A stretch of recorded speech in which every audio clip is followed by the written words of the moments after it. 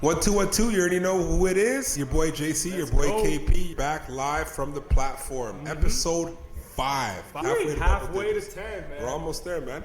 Right? Exciting stuff, man. A lot of exciting stuff. So you know what? We've been talking a lot of, obviously, sports picks. Yeah. Which we're going to get into for some NBA coming up. Obviously, NFL next week, so we might dabble a little bit, but for the most part, we'll leave that for next week. But we started off with a little bit of lifestyle. We said I wanted to know who is KP, and we're going early, bro. Like I want to know who KP is, right? I see how quickly you deferred that to me, and I just went on a tangent last time. So yeah, let's pay it back, man. I want to know who is KP, bro. First, who are you? You don't have to go full government name. I guess that's a little invasive. But I guess, how did you get into fitness, and what brought you to this place in life? Yeah, so I mean, quick intro, we were both athletes, so getting into fitness wasn't hard. Like, it's kind of the first option you want to do after you're done playing. Yeah. Played basketball, a little bit of football, but mainly basketball, and then obviously once you knew that was on the tail end, you wanted to do something that involves basketball. Okay. And so training and fitness was kind of the option there. Went to Humber College. Shout out Humber College. Humber College, man. Hawks, alumni. Baby. Shout out to the Hawks. So I went to Humber College, did that fitness and health. Oh, we did the same program. Same program, yeah. And then eventually went to York for the kinesiology degree. And then right after school, got involved with working with athletes at a private gym. Mainly they were working with hockey athletes at that time. And so it was mostly hockey athletes I started with. And then once I got enough experience from there, from training and just mentoring under coaches, I went on to start my own training business, which is what I'm doing now. Still working with athletes, and then also doing a lot more with content creation and online training. For your online training business, right? Because I know everyone has a different style. Yeah. Right? Like, for instance, I do hybrid. We'll get into that a little bit later. But for your style of online, do you find that you're programming more, or are you doing a little bit more virtual? Like, how does your online business work? Yeah, it's more so, for me, it's about like, how can I scale? So mainly with the online stuff, a lot of it is obviously creating content to promote my programs for athletes. Okay. And then there's a certain percentage where the serious ones, they reach out and they're like, hey, I want more individual program that suits my needs. Like personal development. Yeah, exactly. And so I work with a few one-on-one online, and then obviously I'm still doing in-person training, mainly working with athletes. Now, do you find that most of your athletes come from the city, or are they kind of like all around the globe? Like, where you? Yeah. How have people found you for the most part? Pretty much a lot of it is just, local.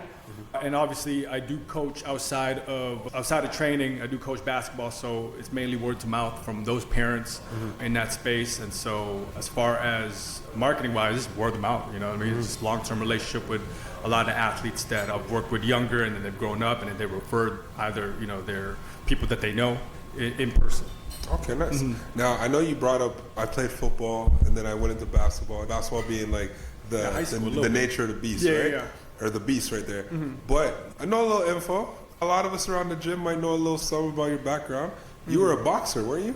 Yeah, I did that, man. I did that when I didn't make the basketball team. You were pissed. You were throwing hands. This guy's throwing hands at the locker in the change room. Yeah, I did a little bit of boxing, but I was upset I didn't make the team. I don't remember what grade it was in high school, but I didn't make the team. So Michael Jordan got cut from his first team. Yeah.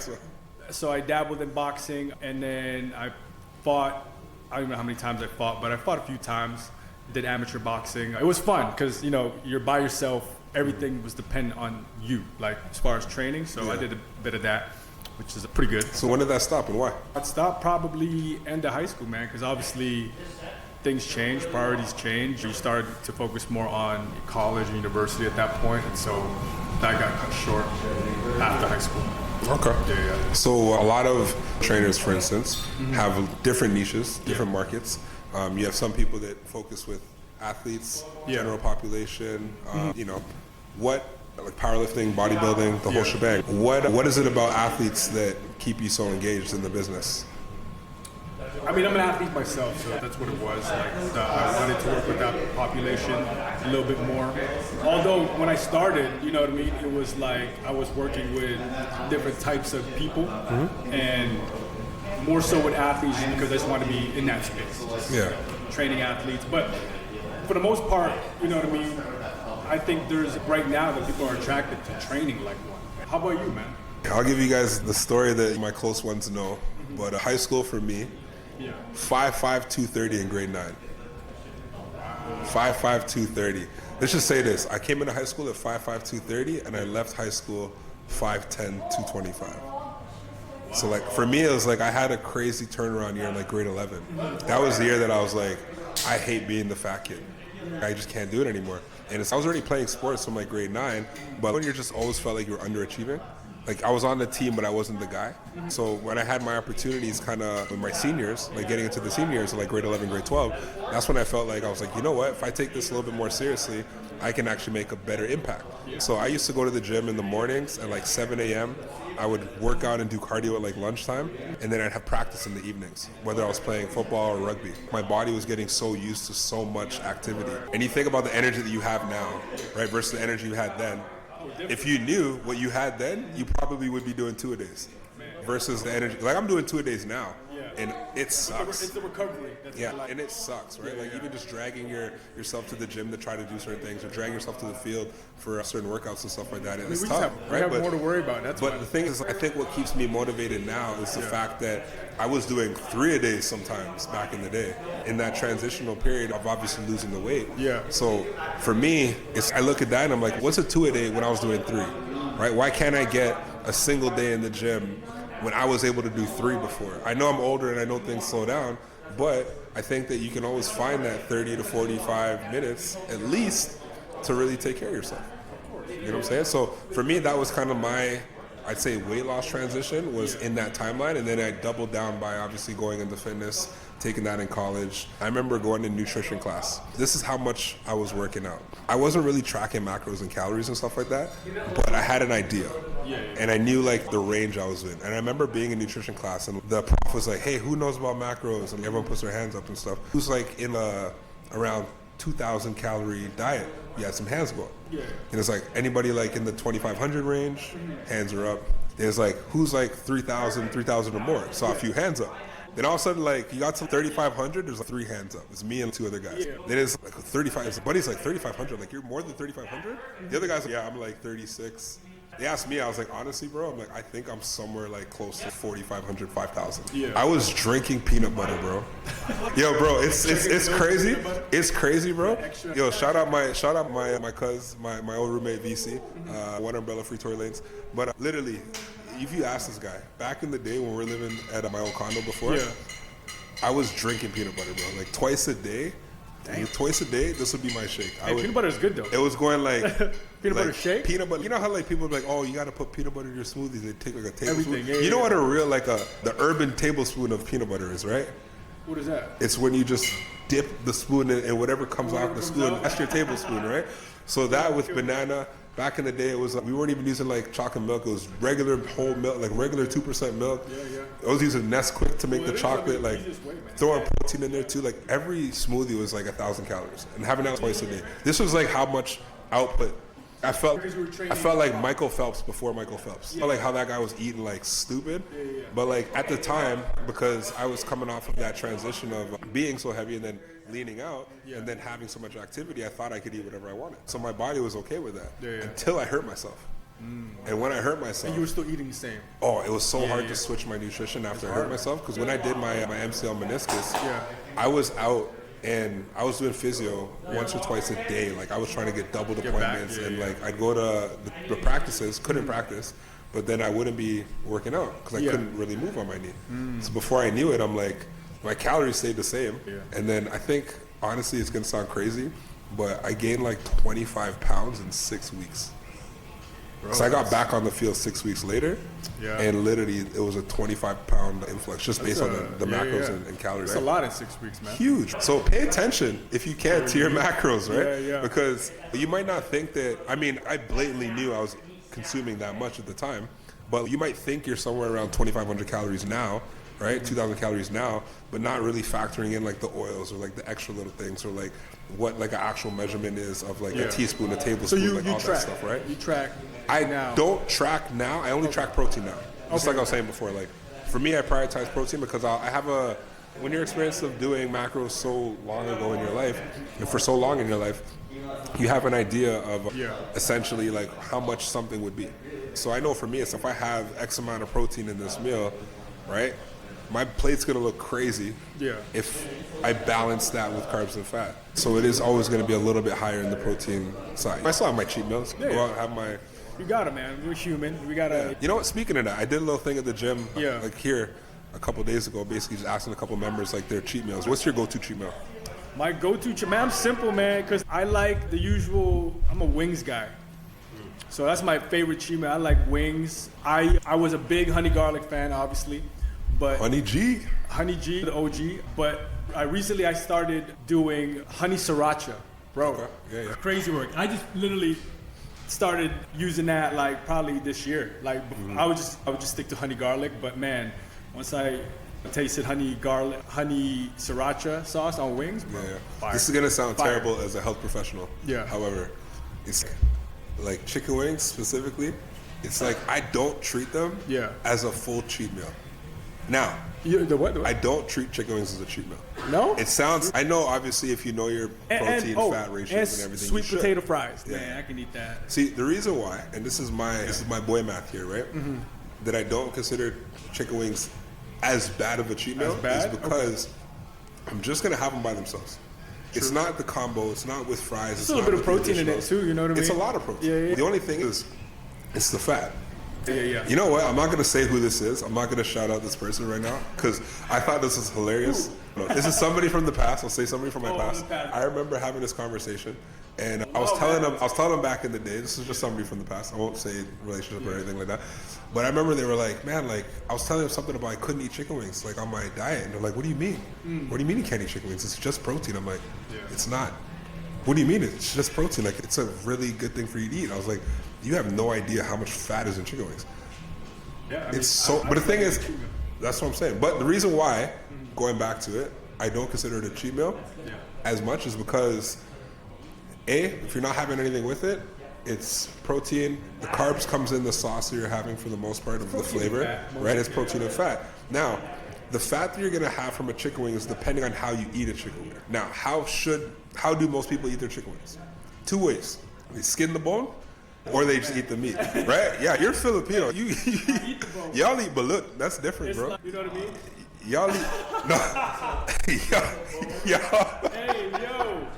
Yo, Ty called a outside pause, bro. No, but I eat everything, man. Chicken wings, cartilage, skin. See, but the thing is, when I eat my chicken wings, I don't like it too battered. Kind of like the original. Yeah, 100%. And then obviously I would have my sweet potato fries with it, and then dessert. So usually like a pecan, a butter tart pecan. Man, I love those. You know the tiny ones. Yeah. So Humber. They used to sell it. Yeah, the Jamaican patty place. Oh, this was the one outside. The one that was inside was Aki Tree.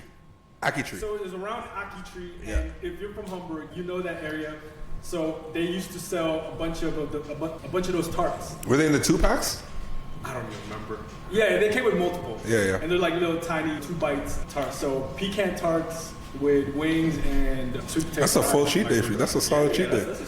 That's what I'm saying, bro. You need like the salty, and then you need the sweet. See, for me, it's even right now, Wednesdays is still wing nights with the boys, right? Yeah. So it's like my wing nights with the boys. I'm not gonna hate on my guys. I'm not gonna hate on my guys because it's Wednesday. It's when you're out, you want to have your time, right? You have your couple brews and you chill.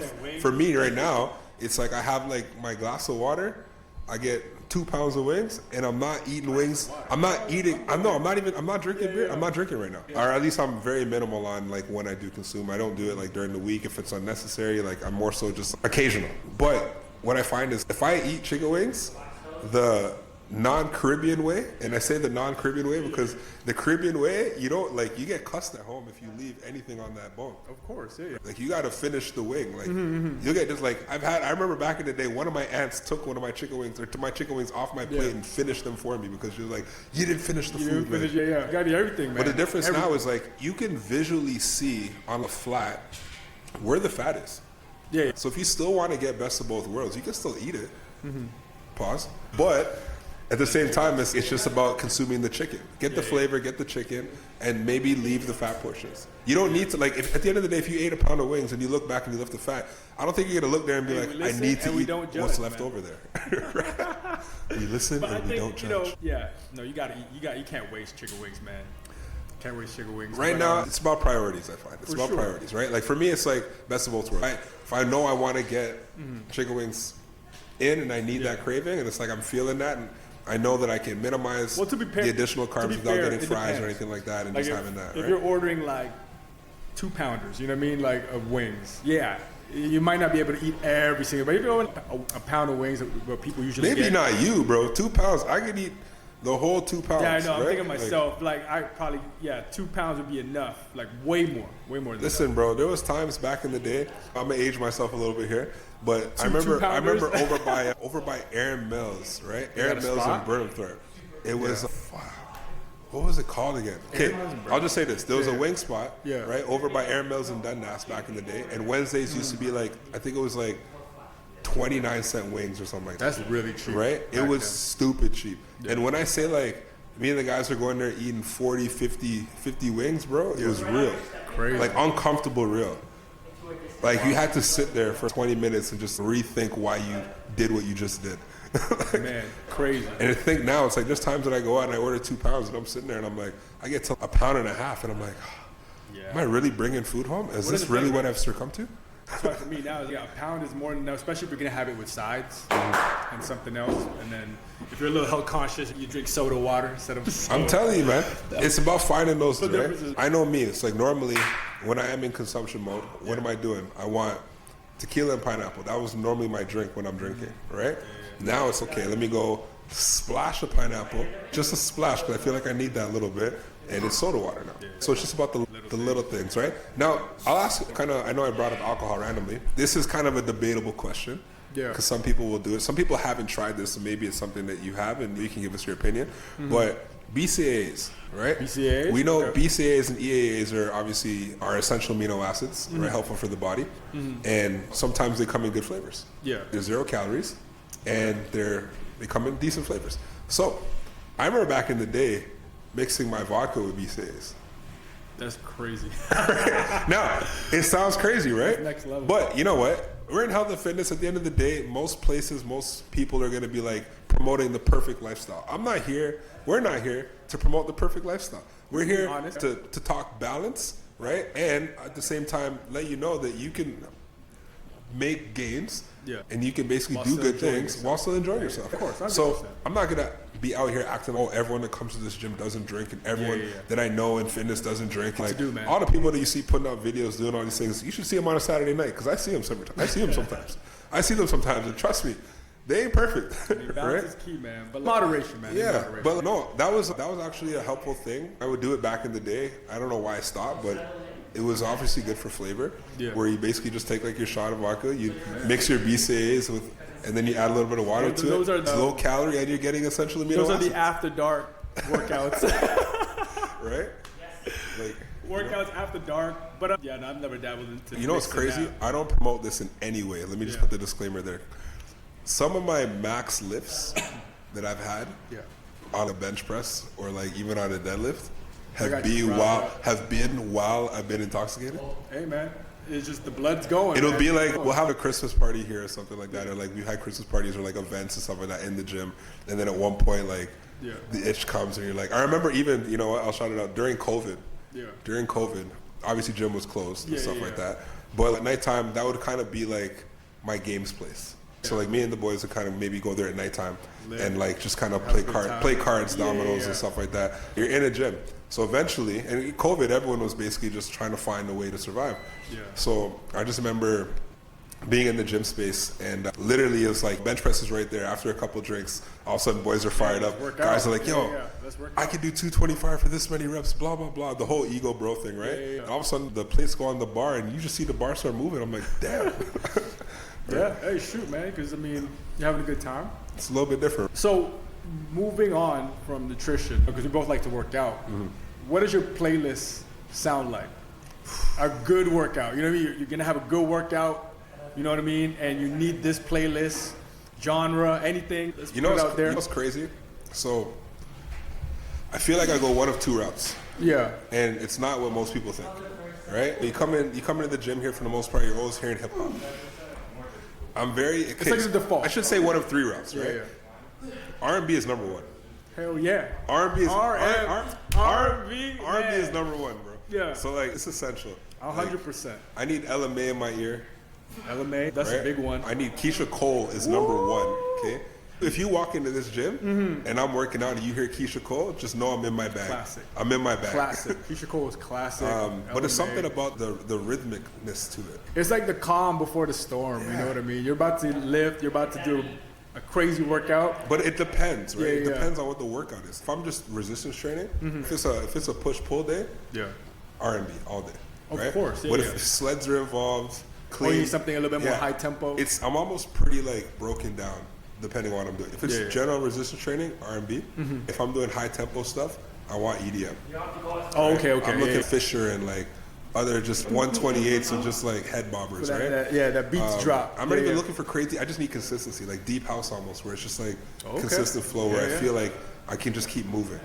Yeah, I dig that too. I mean, with me, it's the same. Like, no matter how hard or how crazy the workout is R&B. It just mentally, like, it calms you a little bit, and then so you can attack your workout, man. But it's crazy. So when it comes to peak lifts, right? Yeah. So say I'm doing cleans like OB today, or if I'm doing like a heavy, like I'm doing a top set of whatever workout, or whatever exercise, sorry. Yeah. It's Jada Kiss or Meek. Jada. And who? Jada Kiss or Meek Mill. Meek Mills. Okay, that's not bad. Yo, that's not bad. That's it's literally one of those two, right? Because I don't know, bro. It's something like it's Jada mainly, bro. Jada Kiss for the most part. Speaking of rappers, yeah, I like Jada, but man, I'm a big throwback guy with hip hop, like the Diplomats, Dipset music. Oh my goodness, bro, I can listen to that anytime. Even the old Kanye, you know what I mean? Kanye's old songs. See, I don't feel like Kanye's College Dropout. College Dropout, eh? Yeah, man. That was your album? I don't know, man. For me, it wasn't hard enough pop. Yeah. It wasn't hard enough pop. No, but throwback Kanye is elite. And then speaking of new artists, man, what do you like to listen to? Honestly, if we're talking like the new day and age, I'd have to probably say Thames, man. Yeah, Thames is top, bro. Like I listen to Thames honestly almost every drive into the gym. Yeah. And it's just something about Free Mind in the morning, Free Mind just starting in the morning, just on the way here, just the sun's just coming out, the day's just starting. Thames is top 3, man. On repeat, heavy repeat. And then, like you said, probably Giveon for sure. That's probably top 3 for me. Yeah, bro. Like I said, I live and die through Keisha Cole. I live and die through Keisha Cole because the classics for me are what it is. I mean, it's crazy because all my people know, like, I'm in love with Keisha Cole. But I'm not, like, attracted to Keisha Cole. I'm just in love with Keisha Cole, who she is as an artist. Like, I could literally sit in a room, and if it was my birthday and you just had Keisha Cole just sitting there singing to me, I could just sit there in a chair like this. No attraction whatsoever, just listening. You know I dig it. NBA. Let's go, man. All right, let's get straight into it. Let's go right into our bad beat. Bad beat, eh? Oh my gosh. Okay, first of all, I've been doing this new thing called the haters bet, where I'm basically just assuming straight hate. I'm gonna basically move the line all the way up and say, you know what, this guy, he's not doing this today. Jalen Brunson, you're not scoring 36 on the Raptors. I'm just going for the probability factor, right? Let me tell you how I got murdered yesterday. I know Wemby averages close to 11 rebounds a game now. So he's double digits. Yeah, but I had him under like 17, I had him under 16, but he hits. He hit it. Yeah. The worst one, honestly, was I had Karl Anthony Towns. He barely gets boards. He gets boards. He gets boards, but he's not like he double digits. He's double digiting. You can always give him at least 8. Yeah. But like he's maybe had I think 2 14, 15 rebound games. Right? Yeah. So I decided to move the line. I'm like, he's not getting 15 against the Raptors. Raptors normally defend the bigs really well. Yeah. They box them out. They basically have to force other people to play. Yeah. But he had 22 rebounds. This guy he was at 16 and after 3 quarters. Yeah. That's crazy. Like, what are the chances? Just out of the right? blue, yeah. For me, that's my bad beat. But at the same time, he missed out on 2 players out of the how many legs was it? Like more than 20. No, it wasn't. Okay. That wasn't a 20 legger. Sorry, my 20 plus leggers hit, bro. I hit back-to-back 25 leggers last night and the night before. Hey man, I can attest to that. I showed you Now, that ticket. like I said, like when I do these 25 leggers, I'm not here putting down $10 to win $1 million. Like I'm not here going for the most outrageous things. I'm going and saying, listen, if there's 9 games happening, what's 9? If you have 25 legs max on a specific sporting app, we're not going to say which one. What's 9 times 3? 27. Which means 2 of those games I got to stay under 3 leg picks. Yeah. I'd have to go 2 to 3 picks essentially per game. Yeah. So if you're looking at any game, if I'm looking at, say, for instance, if I'm looking at Detroit versus Milwaukee, what are the 2 to 3 safest things I can almost guarantee in that game? Yeah. Jalen Duren, 10 points. Yeah. Jalen Duren, 6 boards. Yeah. Cade Cunningham, 15 points, and Cade Cunningham, 6 assists. I could pick between those, try to find the best odds, find the 2 to 3 best picks, and then move on to the next game. Yeah. But I'm putting it all together. Yes, there's a risk. Somebody could obviously. There's always a risk. There's always a risk. But it's the same risk as you putting together a 3-leg of over-unders, and then that one person just decides that they're just going to stay just below their average. Yeah. I'm taking it safe. If you're taking. So it's still pretty calculated. Yeah, if you're taking. He's not going for plus 25,000. You know what I mean? I have my margins. I have my numbers of where I try to aim for and what's been working, and I find success with it. Like, I'll put one of those out every single night, and I'm cashing in at least 50, 40. I'd say 40%. If not. One person will screw it up every now and then, but for the most part, we gotta do a better way of showing you guys our daily, well, almost everyday picks. Because I mean, obviously we talk about it in the podcast, but sometimes we do get on a tangent where we're not filming. We put in a ticket here and there, so we gotta find a better way for us to show you guys our picks so that you can tell. Listen, I don't even know if they have enough time to be looking at everything that I put in. I'll tell you that right now. Well, he does it more. With me, I pick one sharp play maybe every day and then go from there. But yeah, bad beat wise, for me it's college basketball between Auburn and what's the team they played yesterday? But I can't remember right now. But pretty much Auburn to cover the -6.5 spread, and they only won by 6, so they needed to win by 7 to cover that. That didn't hit. And then I did have some hockey parlay that didn't hit.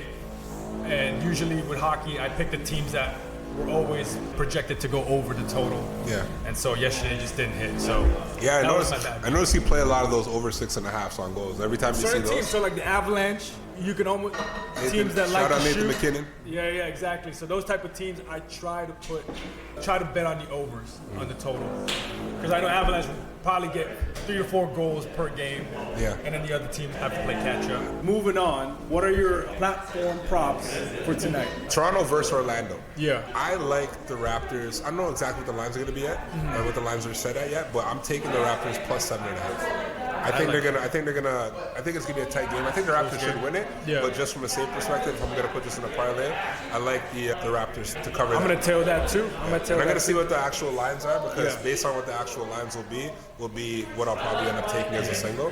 It might move down, man. I like Boston at home against Sacramento. Even though Sacramento's been playing really good, I feel like it's hard to beat Boston in Boston. It's hard to beat Boston in Boston, so definitely got to go that route. I like that. The Knicks in the Garden, it's hard to beat the Knicks in the Garden. And Portland's traveling into New York. Although Portland's playing good basketball, I still like the Knicks at home. Yeah. So I would say I'll probably fade that. I might go with Portland to cover their plus on the spread. Yeah, we got to see what the line looks like, though. But I like that, though. I like that. But I'll take depending if the line is really long, if it's a big spread, depending on, as long as all the guys are still playing for Portland, I might basically hop on the plus spread on that as well. Yeah, but I do, if it was a money line setup, I definitely looked at it. I like New York to win that. Of course. Cleveland in Phoenix. Right? Everybody's hurting. Cleveland put belt to ass against the Lakers in that second half, man. It was a close game. Yeah. I thought I put like some individual little halftime. Oh, you did? Yeah. To try to obviously boost some during the game, And just half of it just got washed once they just got rinsed. So I like Cleveland against Phoenix. Obviously, a battered Phoenix not having Booker. That interview, I don't know if you saw the interview. No. Where Donovan's teammate was like, "This is Donovan." Buddy, he just threw him under the bus. This is Donovan City now. Oh yeah, he's too early. Disrespectful. Too early. Disrespectful to the kid. That's a young boy. That's a young boy mentality, man. That's a young boy mentality. But the Clippers are in Denver. Yeah. I like the Clippers to win. Clippers have just been solid. Just straight money line for this one. Straight money line on that one. Depends what the spread looks like. Because it is in Denver, they might make the spread a little bit favorable. So if we're talking like 3.5, 4.5, then I take that spread. Yeah. But if they're looking at something in the double digits, like the plus, like the -11s, -12s, then I'll leave that alone. Yeah. Brooklyn in Utah. I feel like Utah's a team I never pick for anything. However, I like Utah at home against Brooklyn. They're at home. They're at home against Brooklyn. Are they the plus? I don't know yet. Okay, we gotta check the line. Okay, we gotta check the line and see what it says. But either way, I'm taking Utah on the money line. Or for some reason, if they were to put Brooklyn as the favorite, then I'm definitely taking the plus. Yeah. So you're doing a parlay for this one? Oh, this is me setting it up. I can't tell you what it is yet, but I'm telling you right now the favorite team. So you can move your lines and do whatever you want. Yeah. I'm just gonna let you know the direction that I'm going, and those are based on my locks, right? I like Utah over Brooklyn. I like the Clippers over Denver. I like Cleveland over Phoenix. I like New York over Portland.